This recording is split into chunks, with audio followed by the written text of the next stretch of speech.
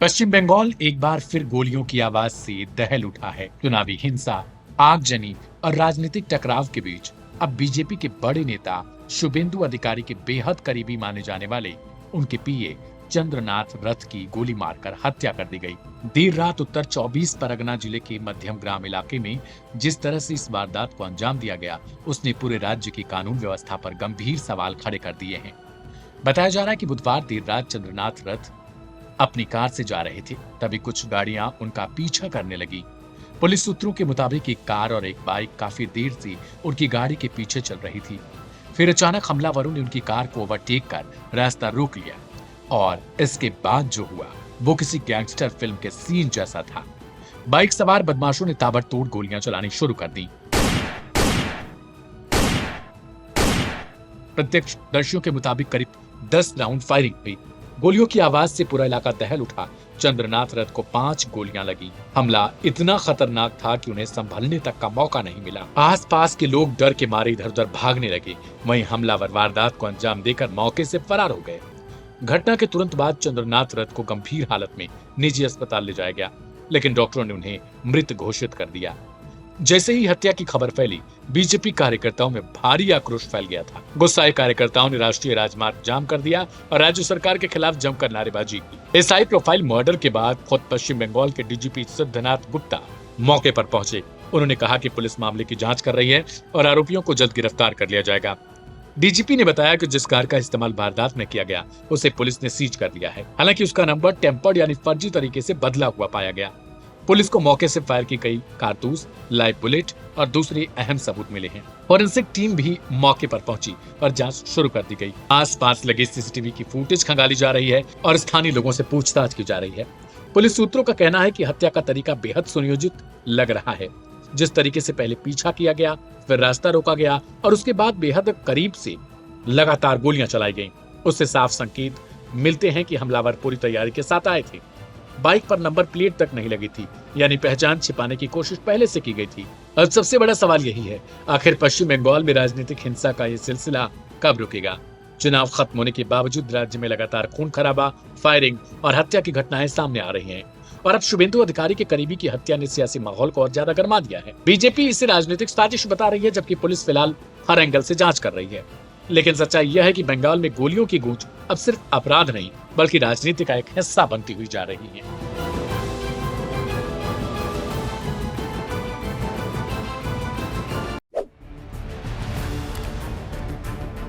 पश्चिम बंगाल में चुनाव खत्म हुए, जनता ने वोट दिया। लोगों को लगा शायद अब बदलाव आएगा, हिंसा रुकेगी, माहौल शांत होगा। लेकिन नतीजों के बाद जो खबर सामने आई उसने पूरे बंगाल को दहला दिया। संभावित मुख्यमंत्री चेहरे और भाजपा नेता शुभेंदु अधिकारी के बेहद करीबी सहयोगी और पीए चंद्रनाथ रथ की गोली मारकर हत्या कर दी गई। मध्यग्राम की सड़कें गोलियों की आवाज से गूंज उठी।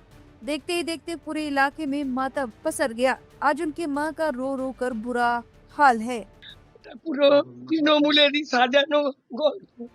बताया जा रहा है कि देर रात बाइक सवार हमलावरों ने उनकी कार का पीछा किया। जैसे ही गाड़ी धीमी हुई, ताबड़तोड़ फायरिंग शुरू हो गई। गोलियां सीधे कार की खिड़कियों को चीरते हुए अंदर जा पहुंची। चंद्रनाथ रथ को कई गोलियां लगी, जबकि उनके ड्राइवर बुद्धदेव बेरा भी गंभीर रूप से घायल हो गए। जिस बंगाल में लोग चुनाव के बाद शांति और नई शुरुआत की उम्मीद कर रहे थे, वहां फिर से राजनीतिक हिंसा, खून और डर की चर्चा होने लगी है। भाजपा इसे साजिश बता रही है, तो दूसरी तरफ राजनीतिक आरोप प्रत्यारोप का दौर भी तेज हो गया है। घटना के बाद शुभेंदु अधिकारी तुरंत अस्पताल पहुंचे। समर्थकों की आंखों में गुस्सा था और माहौल में सिर्फ एक सवाल गूंज रहा था, आखिर बंगाल में यह खूनी खेल कब रुकेगा? अब पुलिस सीसीटीवी फुटेज खंगाल रही है, कई टीमें बनाई गई हैं, हमलावरों की तलाश जारी है। लेकिन इस घटना ने एक बार फिर साबित कर दिया कि बंगाल की राजनीति में चुनाव खत्म के बाद भी तनाव खत्म नहीं होता। भाजपा कार्यकर्ताओं ने मुख्यमंत्री बनने के बाद आरोपी के एनकाउंटर की मांग की है। अब जरा सुनिए चश्मदीदों ने क्या कुछ कहा और बीजेपी कार्यकर्ताओं ने कैसे अपना गुस्सा निकाला है। रात 10 से 10-20 बजे तक उस समय स्टेडो को खिला रहा था। वो हर दिन खिलाता हूँ, सब जानता है। तो उस समय कुछ बाजी फोड़ने का आवाज़ आया, तो हमने ध्यान नहीं दिया। हमने जीता है बंगाल में, हम भाजपा कार्यकर्ता हूँ, तो हमने जीता है। बाजी तो फटता ही रहता है। तो अचानक एक आदमी जाते जाते बोला 2 आदमी को गोली मार दिया गया, 2 आदमी को गोली मार दिया गया देखो। तो हमने बोला कहाँ पर, दिखा दिया इधर कार खड़ा था। तो हमने सुनकर जल्दी से दौड़ के आया, आके देखा स्कॉर्पियो को ब्लॉक किया है एक ऑल्टो कार, और स्कॉर्पियो के अंदर है एक ड्राइवर के सीट के पर बैठकर एक रो रहा था, और वो दरवाज़ा खोलने का माने ना, वो डर रहा था खोलने का। तो हमने बोला तुम डरो मत, दरवाज़ा खोलो। दरवाज़ा खोल दिया। खोलने के बाद देखा एक सामने का सीट में पड़ा है और एक पीछे के सीट में पड़ा है। तो हमने उठाने की कोशिश किया तो उठा नहीं पाया, लेकिन पता चल गया जो वो तब भी जिंदा थे। तो हमने बोला अब भी जिंदा है, इनको प्राथमिकता है हॉस्पिटल, तुम जल्दी से हॉस्पिटल लेके जाओ, हम पुलिस देखता हूँ। तो हॉस्पिटल कार घुमा के लेके गए। हमने पुलिस को बुलाया, 5 से 10 मिनट के अंदर पुलिस आ गया। उसके बाद इन्वेस्टिगेशन चालू हुआ। तो ऐसा वैगन आर में जो अपराधी थे वैगन आर में आए थे, वो ऑल्टो में लगता है, ऑल्टो में आए थे। ऑल्टो का नंबर नहीं है, और स्कॉर्पियो को ब्लॉक किया हुआ था और वो छोड़ के चले गए। लगता है वो ऑल्टो में आके ब्लॉक करके उससे उतर कर गोली मार दिया। उसके बाद पहले से ही रेकी किया था और मोटरसाइकिल में भाग गया, क्योंकि इस इलाका में भागने के लिए सबसे आसान गली गली से भागना, और वो मोटरसाइकिल से ही आसान होगा। और पीछे जाकर खड़ी बड़ी डेंजरस इलाका, उसके बाद हमारा बसीराट सीमाना, बांग्लादेश भागने का चांस है। लगता है यही फायदा उन्होंने करके भेज रहे हैं। जरा बात कर लें, क्या बोला बांग्लादेश? हाँ ना, तो फिर हम लोग भी तो कर लें। बांग्लादेश भागने का आसान चांस है। 2 घंटे के अंदर अंदर आप बसीराट इस इलाका से जा सकते हैं।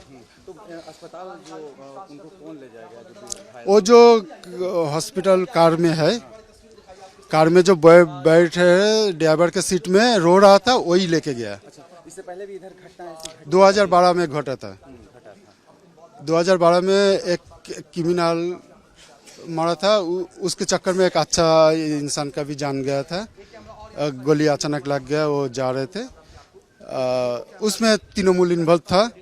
वो बाद में पकड़ भी गया और वो बेल में है अभी तक। देखिए भाई, अभिषेक बनर्जी ने ये हत्या करवाई है। अभिषेक बनर्जी ने ये हत्या करवाई है और वो एक मैसेज देना चाहता है कि हम सरकार में भले ना हो, लेकिन हम तुम्हारे ऊपर भारी हैं। लेकिन वो मूर्ख है, वो हम लोग पर भारी नहीं, इसका जवाब मिलेगा। कुछ कहेंगे, बोलिए ना। आप क्यों रहे हो? वो ऐसा ही हंसमुख लड़का था, उसका कोई दुश्मन नहीं था दुनिया में, उसका दुश्मन नहीं था। वो शुभेंदु का काम करता था, वही उसका नसीब में ही लिखा गया। इसीलिए वो पॉलिटिकल आदमी का नौकरी करता था। अभी आप टीवी में चैनल में काम करते हो, चैनल को पसंद नहीं आएगा तो आपका डायरेक्टर को नहीं मिलेगा तो आपको शूट करेगा। यही है हमारा बंगाल। 5 गोली लगा, 5 गोली। मेरा बड़ा नगर वाला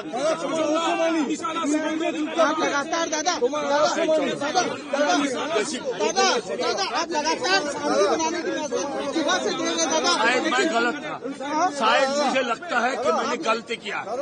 अभी मुझे एक दो बुक में ना बोल दिया। चलो गली गली घूम रहे, गलत। अभी मेरा बूथ प्रेसिडेंट को ये देखिए, मेरा बूथ प्रेसिडेंट का हालत अभी का पिक्चर। मैं अभी जा रहा हूँ, इसको लेके गया है अपोलो में, मैं वहीं पर जा रहा हूँ। मेरा बूथ प्रेसिडेंट, मैं सुबह से इन लोगों को बचाने का कोशिश कर रहा था और इसका नतीजा ये निकला, बड़ा नगर। देखिए, साजिश ऐसा ही है, जो शुभेंदु अधिकारी को कुछ नहीं कर पाया, उनका साथी को तो करे।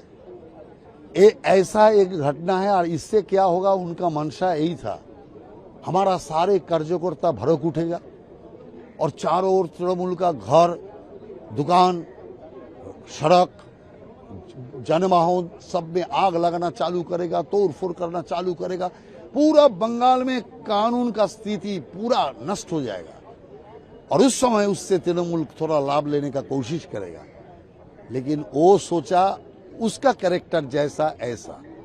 लेकिन बीजेपी, हम कानून का शासन को सम्मान करते हैं, इसीलिए हम हिंसा का बदले खून का बदले खून नहीं, हम चाहते हैं खून का बदले कानून का शासन यही पर प्रतिष्ठित हो और जो इसका पीछे है उनको और हत्याकारी को सजा मिले।